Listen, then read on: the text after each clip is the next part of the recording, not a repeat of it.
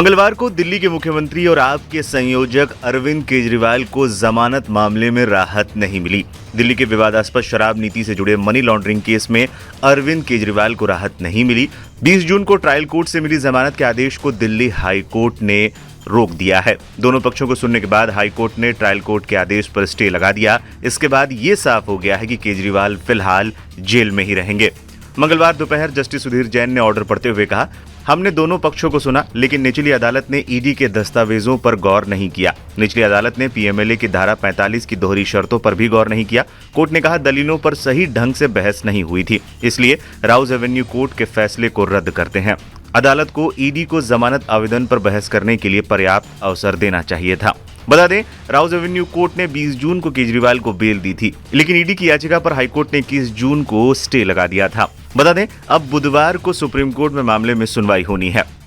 इससे पहले ईडी ने केजरीवाल की जमानत पर रिहाई के आदेश को दिल्ली हाई कोर्ट में चुनौती दी थी। ईडी का कहना था कि निचली अदालत ने एक तरफा तरीके से केजरीवाल को जमानत दी थी। ईडी की ओर से पेश अतिरिक्त सॉलिसिटर जनरल एसवी राजू ने हाईकोर्ट के समक्ष दलील दी थी कि निचली अदालत का आदेश एक तरफा और गलत है, जो अप्रासंगिक तथ्यों पर आधारित है। निचली अदालत ने तथ्यों पर विचार ही नहीं किया। जमानत रद्द करने के लिए इससे बेहतर मामला नहीं हो सकता था। ईडी ने तर्क दिया था कि राउज एवेन्यू की अवकाशकालीन न्यायाधीश न्यायबिंदु ने जांच एजेंसी द्वारा अपराध के संबंध में पेश की गई सामग्री पर विचार नहीं किया।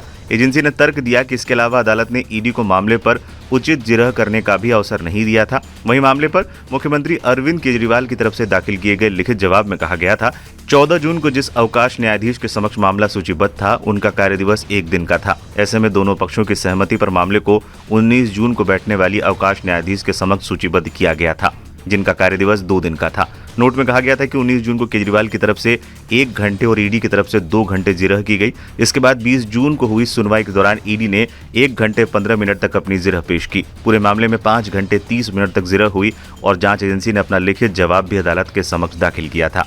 अब जिस तरीके से ट्रायल कोर्ट के ऑर्डर पर हाई कोर्ट ने स्टे लगा दिया है, इससे ये तो साफ हो गया है कि केजरीवाल फिलहाल जेल में ही रहेंगे। हालांकि बुधवार को इस मामले की सुनवाई सुप्रीम कोर्ट में होनी है। इससे पहले सुप्रीम कोर्ट ने साफ कहा था कि जब तक हाई कोर्ट का फैसला नहीं आ जाता, इस पर सुनवाई नहीं होगी। अब जिस तरीके से हाई कोर्ट का फैसला सामने आ चुका है, अब देखना है बुधवार को सुप्रीम कोर्ट इस मामले में क्या फैसला देता है।